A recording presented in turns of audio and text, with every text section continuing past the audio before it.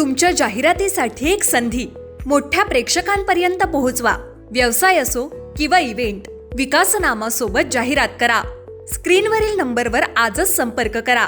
विकासनामा, तुमचा आवाज, तुमची जाहिरात. तसंच विकासनामाला सबस्क्राईब करा आणि अपडेटेड रहा. नमस्कार, मी विकास मिरगण. विकासनामा डिजिटल प्लॅटफॉर्म मध्ये आपलं सर्वांचं स्वागत आहे.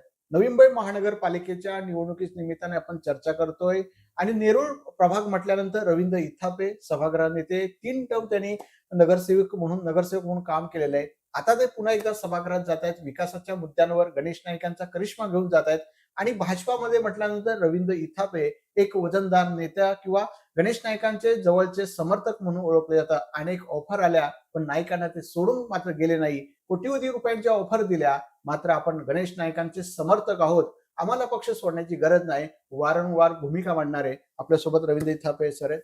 नमस्कार. तयारी जोरात सुरू झालेली आहे, पट्टा बिट्टा बांधले, आता कधी घोषणा?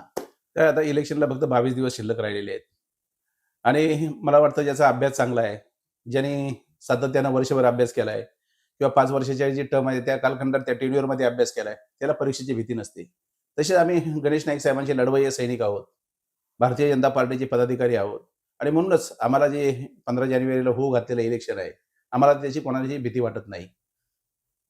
आणि मूळ मुद्दा असा आहे की आता मग तुमचं काय ठरलं? कारण 16वर निवडणूक जवळपास निश्चित झाले, अनौपचारिक घोषणा आहे. परत एकदा नाईकांनी सत्ता येईल का? 25 वर्ष तुमची सत्ता आहे स्थापनेपासून. तो नाराजी फॅक्टर कुठं निर्माण होऊ शकतो? याचा दगाफटका होईल का? मतदार देतील का? का नव्या परिवर्तन काय होईल का? प्रश्न असा आहे की युतीचा जो विषय आहे, महायुतीचा विषय, तो वरच्या लेवलचा आहे, तो आमच्या पातळीवरचा नाही. परंतु 1995 सालापासून आपण पाहिलंय की नवी मुंबईच्या जनतेने आदरणीय नाईक साहेबांच्याच माध्यमातून या ठिकाणी या नवी मुंबईवरती मग गणेशजी नाईक साहेब शिवसेनेमध्ये असतील, त्याच्यानंतर राष्ट्रवादीमध्ये होते आणि राष्ट्रवादीच्या नंतर आता भारतीय जनता पार्टीमध्ये आहेत. तर गणेश नाईक ज्या पक्षात असतील त्या पक्षाची सत्ता हे समीकरण लिहिलेलं आहे काळ्या दगडावरची रेघ आहे. आता सुद्धा या ठिकाणी जरी आम्ही संख्याबळानुसार आता फक्त 57 जरी नगरसेवक असलो, माजी नगरसेवक म्हणून, परंतु येणाऱ्या निवडणुकीमध्ये निश्चित तुम्हाला नाईक साहेबांचा करिश्मा लागलेला दिसेल आणि आम्हाला तर वाटतंय की या ठिकाणी 78 ते 80 नगरसेवक भारतीय जनता पार्टीचे आत्ताच निवडून आल्यासारखं चित्र आम्हाला दिसतंय आणि भविष्यात आपल्याला माहिती आहे की नाईक साहेब जे बोलतात ते करून दाखवतात. उदाहरणार्थ 2000 साली त्यांनी घोषणा केली होती की कोणत्याही परिस्थितीमध्ये नवी मुंबई महानगरपालिकेचा कोणताही टॅक्स, प्रॉपर्टी टॅक्स असेल किंवा पाणी टॅक्स असेल, कोणताही आम्ही या ठिकाणी वाढून देणार नाही आणि बोले तैसा चाले, त्याची वंदावी पावले आणि म्हणूनच नाईक साहेबांनी ते करून दाखवले. आणि आता सुद्धा त्यांचं नवी मुंबईकरांवरती जे प्रेम आहे, नवी मुंबई हे त्यांचं घर झालेलं आहे. ओके. नवी मुंबई त्यांचं घर म्हटल्यावरती बाकीचे लोक बोलतात गड, परंतु आम्ही म्हणतो की आम्ही त्यांच्या कुटुंबातले झालेलो आहोत. त्याच्यामुळं गणेश नाईक आणि आम्ही सगळे एक समीकरण बनलेलं आहे. त्याच्यामुळं नाईक साहेबांचे जे समर्थक आहेत किंवा पक्षाचे पदाधिकारी आहेत, त्यांना कोणत्याही पद्धतीची कोणत्याही मनामध्ये आग न ठेवता, ते कोणत्याही भीती न बाळगता ते सगळे निवडून येणार आहेत. सर, अनेक पक्ष तुम्हाला ऑफर आणले पण मात्र नाईकांना तुम्ही सोडलं नाही, तुम्ही जवळचे मानले जातात. 2005ला जेव्हा मी नगरसेवक झालो, आदरणीय नाईक साहेबांच्या माध्यमातून प्रेरणेने, आशीर्वादाने झालो. त्याच्यानंतर आम्ही एवढी कामं केली, त्यांनी सुद्धा आम्हाला फ्री हँड दिलं. या ठिकाणी आपल्याला कल्पना आहे की नवी मुंबईचा नावलौकिकात भर पडणारा वंडर्स पार्क आहे, तो जवळजवळ त्यावेळेस 38 कोटी खर्च करून आम्ही त्यावेळेस केला. त्याच्यानंतर 3 वर्षापूर्वी तो रिवॅम्पिंग म्हणजे नव्याने दुरुस्ती करून झाला, त्याला सुद्धा एक 28 ते 30 कोटी खर्च केला. आणि सायन्स पार्क हा नवी मुंबईच्या नावलौकिकात वेगळ्या पद्धतीने भर पाडणार आहे. हैदराबादला नाही, बेंगलोरला नाही किंवा मुंबईमध्ये नाही, पुण्याला नाही, त्याच्याही हटके असं सायन्स पार्कचं काम या ठिकाणी अंतिम टप्प्यात आलेलं आहे. ते सुद्धा जवळजवळ 250 ते 250 कोटीचं काम या ठिकाणी नाईक साहेबांच्याच आशीर्वादाने आमच्या प्रभागात होत आहे. आणि असे असंख्य कामं आहेत की ती आमच्या प्रभागामध्ये झालेली आहेत. मदर तेरेसा उद्यान आहे, वंडर्स पार्क आहे, यशवंतराव चव्हाण क्रीडांगण आहे, त्याचप्रमाणे कैलासवासी लता मंगेशकर उद्यान आहे, RR पाटील उद्यान आहे. उद्यानांचा वाढ हा खऱ्या अर्थानं वार्ड नंबर 100ला त्या ठिकाणी संबोधला जायचा. त्याच्यातच आता आमचा प्रभाग क्रमांक 25 झाला आहे. बाजूला असणाऱ्या वार्ड क्रमांक 91 मध्ये सुद्धा 5-6 उद्यान आहेत आणि अतिशय सुसज्ज पद्धतीनं असणारी ही उद्यानं आहेत. त्याच्यामध्ये कोणतीही कमतरता नाही. रोड, रस्ते काँक्रिटीकरण झालेले आहेत, गटर अतिशय चांगल्या पद्धतीने आहेत. वेगवेगळ्या चौकांमध्ये शिल्प आम्ही त्या ठिकाणी टाकले. वरून फाट्याला एंट्री केल्यावर स्लिपिंग लेडीचं अतिशय चांगल्या पद्धतीचं कारंजा असणारं शिल्प आहे. म्हणजे या पद्धतीनं जो वार्ड या नवी मुंबईमध्ये सक्षम असायला पाहिजे, सुंदर असायला पाहिजे, सर्वांग सुंदर असायला पाहिजे, तो आमचा वार्ड या ठिकाणी संबोधला जातो. आणि निश्चित स्वरूपामध्ये आम्ही आतापर्यंत 7 उत्कृष्ट बक्षिसं या वार्डला या ठिकाणी स्वच्छ सर्वेक्षणचे भेटले असतील. 1 नंबरचा वार्ड म्हणून नवी मुंबईमध्ये त्याला संबोधलं जातं, ते बक्षिसं भेटलेली आहेत. आणि जे नवी मुंबई महानगरपालिकेला अभिप्रेत असणारं जे बक्षीस मिळतं नेहमी स्वच्छतेच्या संदर्भात, राज्यामध्ये सातत्यानं पहिलं भेटतं. देशामध्ये आता 3 नंबरला आपली नवी मुंबई महानगरपालिका आहे आणि ते मिळण्याकरता आमचा वार्ड अतिशय पोषक आहे. कोणतीही टीम या ठिकाणी केंद्राची आली तर ती पहिली वार्ड क्रमांक 100 मध्ये म्हणजेच वंडर्स पार्कला भेट देते. आमच्या ज्या सोसायटी आहेत त्या परिपूर्ण सोसायटी आहेत, कंपोस्ट पीट त्यांची आहेत, त्यांचं सॅग्रिगेशन दाखवलं जातं.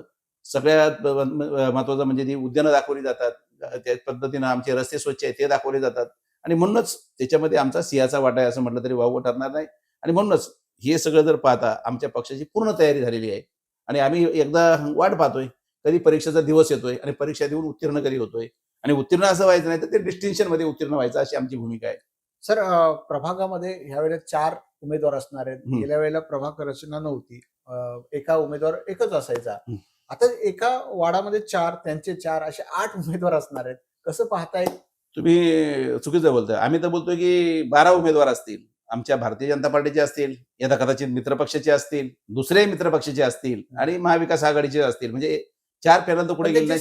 संघर्ष तुमचा शिवसेना भाजपचीच होणार आहे, बाकीचे आहेत की नाही ते माहिती. ते आम्ही आता बोलू शकत नाही आणि आमच्या समोर संघर्ष नाहीच आहे. आम्ही जी केलेली कामं आहेत त्याच्या जीवावरती आम्ही मतं मागणार आहोत आणि मतदार राजा हा सुटणे आहेत.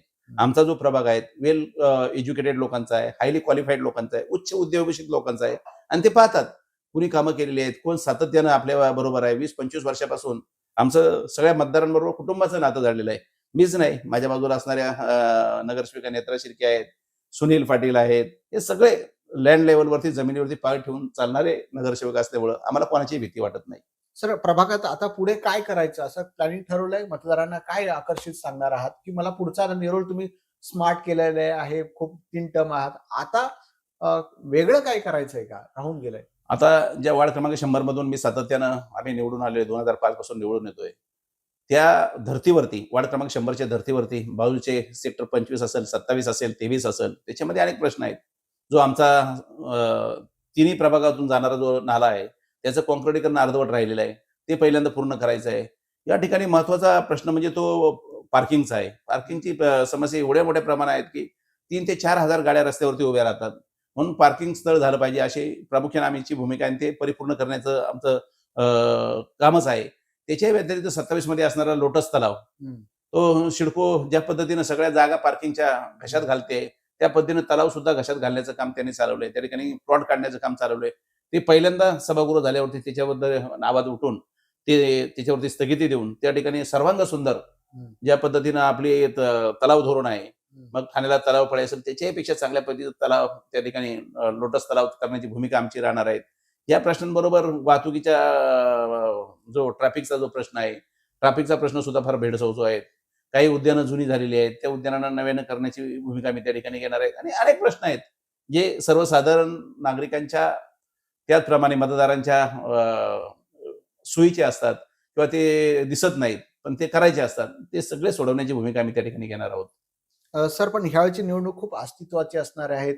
सगळे आरोप होणार आहेत, टक्केवारी किंवा नवी मुंबई कुणी लुटली, सगळे आरोप ऑलरेडी झालेले आहेत. आता परत एकदा टक्केवारी बोलणारे हे खोटारडे आहेत.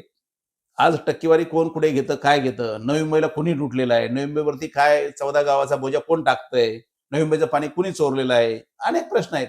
परंतु आमचं जे धोरण आहे ते धोरण अंतिम टप्प्यात ठरणार आहे. आज जे श्रेष्ठी सांगतील त्या पद्धतीने आम्ही चालणारे पदाधिकारी आहोत आणि ती भूमिका लवकरच एकदा रणांगणामध्ये युद्ध पेटल्यावरती मग लढाई होणारच. सर, तुम्ही 3 टर्म नगरसेवक राहिलेले आहात, वेगवेगळे पद भूषवलेलं आहे. आता राजकारणात काय व्हायचंय? 3 टर्म आता प्रश्न असा आहे की आम्ही ज्या पद्धतीनं जुन्या पक्षामध्ये होतो त्या पक्षाची ध्येय धोरणाप्रमाणे आम्ही चालायचो, नेतृत्वाचे जे आदेश यायचे त्या पद्धतीने चालायचो. भारतीय जनता पार्टीमध्ये मग मुख्यमंत्री आदरणीय देवेंद्रजी फडणवीस असतील, पक्षाध्यक्ष रवींद्र चव्हाण असतील आणि देशाचं कणखर नेतृत्व जे नरेंद्र मोदी आहेत, त्यांची ध्येय धोरणं डोळ्यासमोर ठेवून आज गणेश नाईकांच्या डोळ्यामध्ये पाहिलं तरी आम्हाला त्यांचे प्रश्न कळतात, त्यांची भूमिका कळते आणि त्याच्यामुळे हे सगळं आपल्याला आत्मसात करण्याची भूमिका आम्हाला इथून पुढे ठेवावी लागणार आहे आणि ते करणार आम्ही. हे होते रवींद्र इथापे. त्यांनी विकासाचे मुद्दे, पॅटर्न आणि नवी मुंबईचा विकास कोण करतं हे नवी मुंबईकरांना माहिती आहे. त्यामुळे परीक्षा सोपी आहे, काही टेन्शन घ्यायचं नाही असं म्हणतात. खरं सर, शुभेच्छा तुम्हाला सुद्धा. धन्यवाद. तुमच्या जाहिरातीसाठी एक संधी मोठ्या प्रेक्षकांपर्यंत पोहोचवा. व्यवसाय असो किंवा इव्हेंट, विकासनामासोबत जाहिरात करा. स्क्रीनवरील नंबरवर आजच संपर्क करा. विकासनामा, तुमचा आवाज, तुमची जाहिरात.